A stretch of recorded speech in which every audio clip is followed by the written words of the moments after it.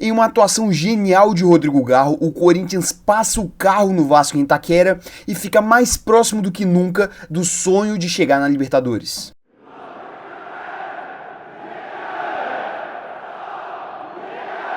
Meus queridos, Corinthians e Vasco, um confronto entre duas equipes que buscam nessa reta final de temporada terminar bem, terminar no alto, buscando uma vaga na Libertadores. O Corinthians vem num momento maravilhoso, 5 vitórias seguidas, que tiraram o time da zona de rebaixamento e colocaram ele diretamente em uma disputa por uma vaga na pré-Libertadores, um feito que seria realmente gigantesco para o Corinthians, não só salvando uma temporada completamente turbulenta, mas também garantindo uma temporada de 2025 com um calendário cheio.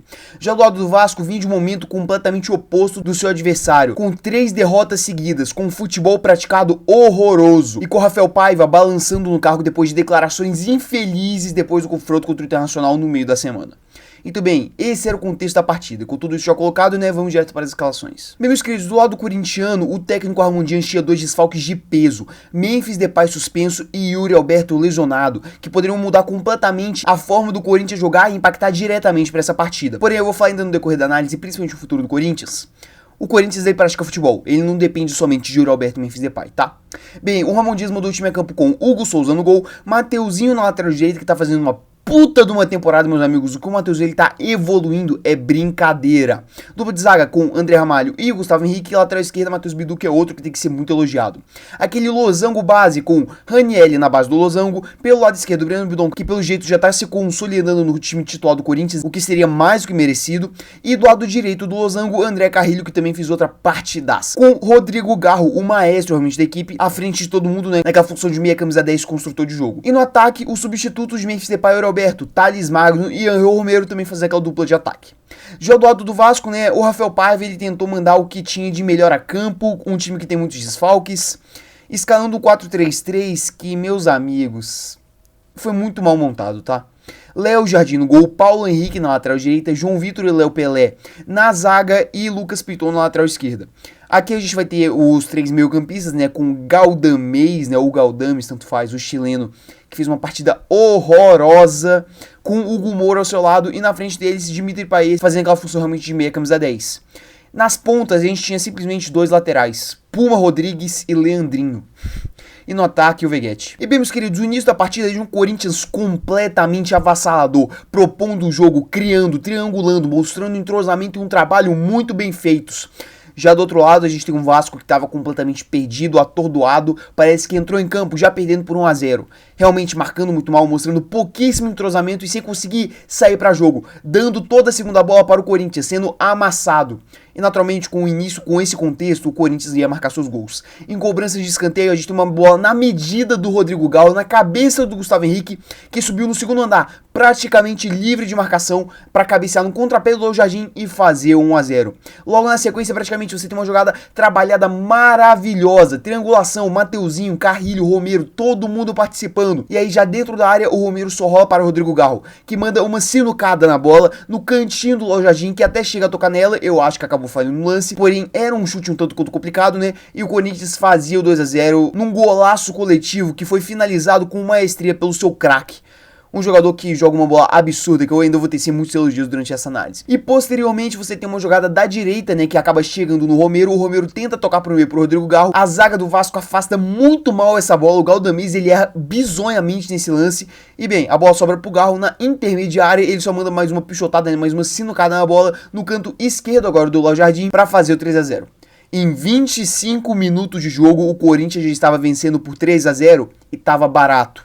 O Vasco estava completamente perdido, atordoado em campo e não tomou conhecimento do Corinthians, que martelava, mostrava um excelente futebol e fez seus 3 gols merecidamente, repetindo o desempenho de uma partida recente da equipe, que meteu 2 gols relâmpagos contra o Cruzeiro e já fez uma boa vantagem para o resto da partida. E assim, esse cenário dos primeiros 25 minutos foi basicamente o cenário do primeiro tempo inteiro. O Rafael Paiva, quando ele viu o horror que estava o Vasco em campo, ele até tentou mexer, ele tirou aqui, ó, com 30 minutos de jogo, o Leandrinho e o Paulo Henrique entraram Emerson Rodrigues e Maicon. Quem diria, entrar com 4 laterais e um 4-3-3 daria errado.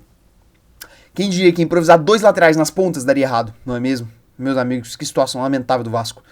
E, bem, o primeiro tempo, mesmo com essas alterações do Paiva, continuou basicamente o mesmo. O Corinthians martelando, criando as melhores chances, porém, agora não conseguiu mais fazer o gol. E o primeiro tempo terminou com esse cenário realmente. Um Corinthians que mereceu a vitória, como eu disse, avassalador, mostrando desempenho, entrosamento, jogadas ensaiadas, uma marcação que funcionava nas poucas escapadas que o Vasco dava. E, bem, fez 3 gols com propriedade e saiu até barato pro Vasco, porque o prognóstico inicial para esse primeiro tempo é que o Corinthians ele ganharia por 6, 7 gols tranquilamente. E eu não tô exagerando nisso. Você que viu a partida, você percebeu o quão morto estava o Vasco da Gama. Isso aqui não é nenhum exagero, gente. O Vasco ele não entrou em campo. Se não fosse o Léo Jardim, teria tomado 5 gols nesse primeiro tempo. E não seria um absurdo. Gente, uma marcação completamente frouxa, fraca, sem pegada. Um time que não mostrava entrosamento, que não conseguia sair para o ataque direito.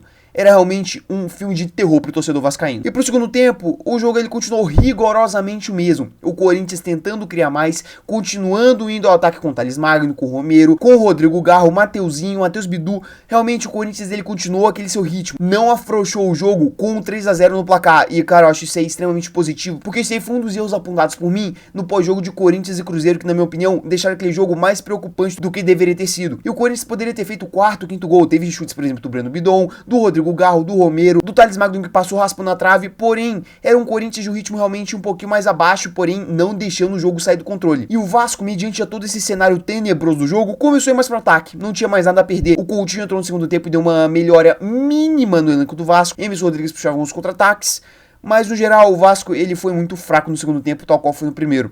E assim, acabou achando gol numa jogada do Pumita pela lateral direita, né, pela ponta direita, que acabou finalizando e o Hugo Souza ele acaba falhando. Sim, diminuiu o placar. Porém, mesmo com um gol, você não tinha a mínima expectativa do Vasco reagir. Era um time realmente morto. E assim o jogo ele termina. Um Corinthians que ele foi avassalador no primeiro tempo, fez os seus 3 gols de forma justa e mereceu fazer até mais. E conseguiu matar a partida realmente logo no primeiro tempo, no segundo só administrou, sem deixar a partida sair do seu controle. Já o Vasco fez uma partida para se esquecer. Uma partida completamente tenebrosa e que acabou custando a cabeça do Paiva, que eu vou comentar no bloco do futuro do Vasco. Por hora, vamos pro bloco do futuro do Corinthians. E, gente, eu tenho que dividir esse bloco aqui em 2 pedaços. O primeiro que eu tenho que falar do trabalho do Ramon Dias e, posteriormente, falar de atuações individuais. Gente, o Corinthians joga um futebol vistoso, o Corinthians joga um bom futebol. É uma equipe arrumada que consegue se defender melhor do que vinha sendo no restante da temporada, realmente evoluindo essa sua linha de zaga, com Matheus Bidu e Mateuzinho indo bem. E também, cara, consegue construir com maestria. O time, ele mostra um entrosamento gigantesco. Eu ainda vou falar de atuações individuais depois, mas, cara, o que estão jogando o Breno Bidon, Carrilho e Rodrigo Garro é brincadeira. Cara, se entendem como música, é inacreditável. E o Corinthians, mesmo sendo 2 dos seus principais jogadores da temporada, que são Memphis e Yuri, conseguiu ganhar com propriedade, apresentando futebol, apresentando trabalho, apresentando treino, apresentando repertório. E eu tenho que elogiar o Ramon Dias. O Corinthians era um time que mostrava realmente uma melhora desde que o Ramon Dias ele assumiu o comando técnico da equipe. Porém, teve um mês de outubro muito ruim, principalmente por conta do técnico argentino, que fez decisões assim inacreditáveis que eu critiquei aqui no canal e acabaram custando as semifinais que o time disputava, tanto da Copa do Brasil quanto da Sul-Americana. Porém, desde que caiu dessas Copas, vem tendo mais tempo para treinar e vem mostrando desempenho, vem mostrando trabalho. O Corinthians tem uma evolução gritante desde o final de outubro para agora, o finalzinho de novembro. É uma evolução muito boa que só pode se explicar pelo tempo que o time ele tem para treinar. E o Ramon Dias ele vem provando o seu valor. Foi muito criticado depois da eliminação das Copas e correu até sério risco de ser demitido, principalmente naquele pré-jogo do Clássico contra o Palmeiras. Porém, desde então, o Corinthians vem jogando bola e tem que ser falado. Eu não vou ficar com 2 papos e eu não vou me abster de elogiar quando o cara tá fazendo um bom trabalho. O Corinthians, ele pratica um bom futebol. Um futebol que deixa o seu torcedor esperançoso. E não à toa, tem 6 vitórias seguidas no campeonato. Mais do que nunca está próximo da Libertadores. A rodada pro Corinthians só não foi perfeita porque o Bahia acabou empatando no último lance do jogo contra o Atlético Paranaense. Porém, o Corinthians está empatado com o Cruzeiro e com o Bahia. O Corinthians continua na nona colocação, continua, mas agora tem 47 pontos. Mesma pontuação do 8º e do 7º colocado. Tudo bem que o Cruzeiro ainda tem um jogo a menos, mas eu vou desconsiderar isso. Gente, o Corinthians está vivaço nessa briga por uma vaga na pré-Libertadores e garantir a sua vaga na Copa do Brasil do ano que vem. É um momento muito bom, é um momento muito positivo e que tem que comemorar o torcedor corintiano. O Corinthians pratica o melhor futebol desses times que estão brigando para a pré-Libertadores. E se continuar nessa toada, se continuar ganhando, eu acho que vai chegar lá de forma até tranquila e sem precisar do G8. Mas que é claro, se vier o G8, vai ficar só mais tranquilo ainda. E agora eu tenho que falar aqui de atuações individuais. Gente, uma temporada de superação absurda do Matheus Bidu. Tá jogando muita bola e tomou a vaga de titular da lateral esquerda. Cara, ele começou o ano como jogador para ser dispensado e agora ele vai terminar como titular, gente. É uma temporada de superação gigantesca e ele merece os elogios. Ontem fez mais uma boa partida. Mateuzinho chegou extremamente criticado e com razão não conseguiu desempenhar para o valor que foi investido nele. Porém agora tá jogando uma bola absurda. É o titular do Corinthians e com sobras pro Fagner. Gente, o Mateuzinho tá jogando muita bola. Ontem mais uma excelente partida dele. Vem evoluindo a questão defensiva e a ofensiva continua muito boa como sempre foi.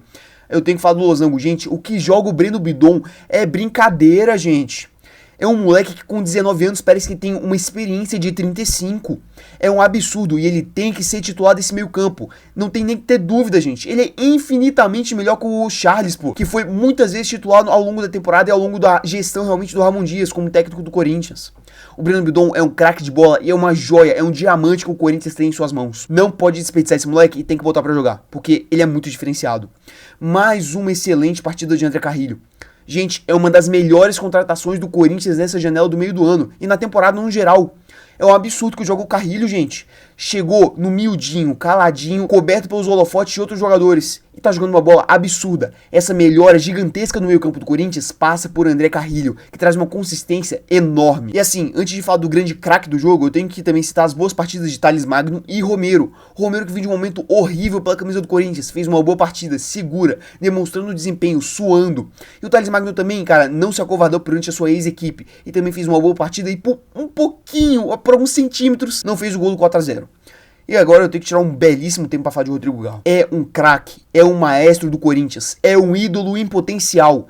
Gente, a bola que joga o Rodrigo Garro é um absurdo. São 12 gols e 13 assistências no ano. 25 participações em gol. Esteve bem no momento ruim e no momento bom do Corinthians. Teve sim um momento de oscilação, principalmente no mês de outubro, sendo decisivo, sendo até uma peça-chave para as eliminações do Corinthians. Principalmente na partida de Alvejaneda contra o Racing, que ele erra aquele lance grotesco que era só rolar pro lado do Yuri Roberto e o Corinthians estaria na final da Sul-Americana. Porém, isso aí não pode apagar o excelente ano que vem fazendo o Rodrigo Garro. Gente, é um absurdo a partida dele ontem. Ele é um maestro. Todas as jogadas de construção do Corinthians, não só ontem, mas em todas as partidas, em todas as vitórias do Corinthians, né, nessa sequência de 6 vitórias, passam pelo Rodrigo Garro. Ele tem um papel central nessa construção do time. É um jogador absurdo. É brincadeira que joga ele. É um gigantesco achado da gestão do Augusto Melo. Eu tenho que pontuar. É um acerto enorme. E como eu venho pregando em alguns vídeos do canal, é um ídolo potencial. Ele gosta do jeito que o corintiano ele reage. Ele gosta realmente desse sentimento, dessa emoção que o corintiano ele joga. Esse apoio incondicional. E ele retribui em campo com muita raça, com muita vontade e com uma categoria inacreditável. É um craque. E merece um gigantesco reconhecimento. Não merece os rótulos que foram colocados nele injustamente. De pipoqueiro, de isso e de aquilo, depois da eliminação perante o Racing. Essa eliminação, esse mau jogo dele não pode apagar a temporada excelente, como eu disse. É um craque. O Corinthians tem um craque em suas mãos e um ídolo potencial. E tem que cuidar com muito carinho, porque o Garro é gênio. É gênio da bola. E no geral é isso, realmente um momento muito bom do Corinthians. Agora no próximo sábado vai enfrentar o Criciúma fora de casa. Criciúma que pode vir numa toada meio negativa, né? Vai enfrentar o Fluminense amanhã na terça-feira. E dependendo do resultado desse jogo, pode ficar mais no desespero, pode ficar mais abalado. É um jogo que o Corinthians, ele pode disputar. Essa é a minha opinião com essa partida e tem condições de ampliar essa sequência para 7 vitórias seguidas, na minha humilde opinião. Agora é ver e, como eu disse, essa vaga na Libertadores eu acho que nunca teve tão próximo, nunca teve tão vivo. Torcedor corintiano, acredita, porque dá. E agora eu tenho que falar do Vasco. Meus amigos, por onde eu começo? Ontem foi uma tarde, mais uma tarde na verdade, mais um jogo pro Vasco, pro vascaíno esquecer. Gente, eu fiquei abismado com o quão ruim joga o Vasco. Eu vim acompanhando algumas partidas do Vasco nesse ano, tanto que eu faço pós-jogos aqui e eu tenho que estar sempre muito bem informado quanto às equipes. Só que ontem me assustou mais do que nunca. Gente, o Vasco ele não tem nada.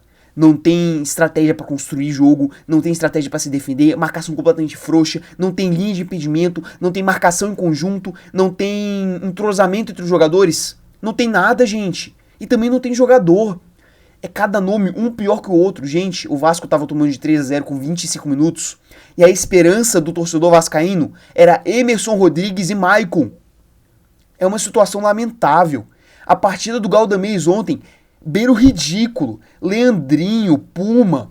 Gente, até o Veguete foi ruim. Mas também eu nem posso culpar muito o Veguete porque ele fica isolado no mar de tanta gente ruim. É um trabalho, é um ano grotesco. Gente, o Vasco não tá na zona de rebaixamento com esse futebol apresentado. É um verdadeiro do milagre. O Vasco não será rebaixado porque tem muita gente em uma situação pior que ele. Até o próprio Fluminense, Criciúma, Atlético Paranaense, Juventude, por aí vai. Mas se não fosse o Léo Jardim, essa equipe teria sido goleada e por muito ontem. Como eu disse, o primeiro tempo poderia ter terminado 5-0 e só não teve mais o segundo tempo porque o Corinthians ele diminuiu o seu ritmo. Gente, o Vasco ele é a segunda pior defesa do campeonato. Se não fosse o excelente campeonato, o excelente ano do Léo Jardim, sabe-se lá Deus onde estaria o Vasco. É assim, uma situação dramática. E eu entendo todo o caos administrativo da equipe durante todo esse ano de 2024, com o Pedrinho realmente salvando o Vasco de uma empresa completamente inconsequente e falida, que levaria o Vasco para o fundo do poço. Porém, isso aí não pode apagar o quão ruim é o futebol desse time. E tem peças piores ainda. E aí eu também tenho que entrar no caso do Rafael Paiva. É visivelmente o treinador que não tá pronto. É um treinador que deu uma declaração infeliz, criticando a torcida do Vasco, por vaiar no meio da semana. E pô, Rafael Paiva, com total respeito, olha a situação, olha o que vem passando o Vascaíno ano após ano. Você não pode cobrar os caras por vaiarem, gente. Pelo amor de Deus. Olha esse elenco. Olha o futebol que o Vasco apresentou ontem. Como não vaiar um time horroroso desses? É uma escalação, é uma insistência nesse 4-3-3 que não faz sentido na minha humilde opinião. O Vasco não tem ponta. Ontem o Vasco improvisou 2 laterais nas pontas. E com 30 minutos de jogo, o Rafael Paiva viu que não ia dar certo. E aí tirou um deles e botou um ponta de ofício que nem é tão boa assim. Gente, o Vasco ele é horroroso. É uma situação extremamente dramática. Ontem o Rafael Paiva também foi demitido. E agora, muito provavelmente, vai terminar esse ano sem um treinador. Sem um interino, né? Porque o Rafael Paiva nem treinador de ofício era, não foi efetivado. Mas assim, é uma situação grotesca, gente.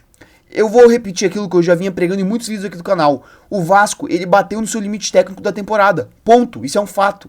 E se não fosse por aquela sequência mágica de vitórias, que muitas caíam do além, que o time ele conseguiu umas 2, 3 seguidas, eu acho que o Vasco ele estaria numa situação muito mais dramática nesse campeonato. Como eu disse, é para se comemorar, não ser rebaixado. O Vasco não briga mais por Libertadores, na minha humilde opinião. Se em certo momento brigou e eu defendi aqui que brigava, agora não briga mais.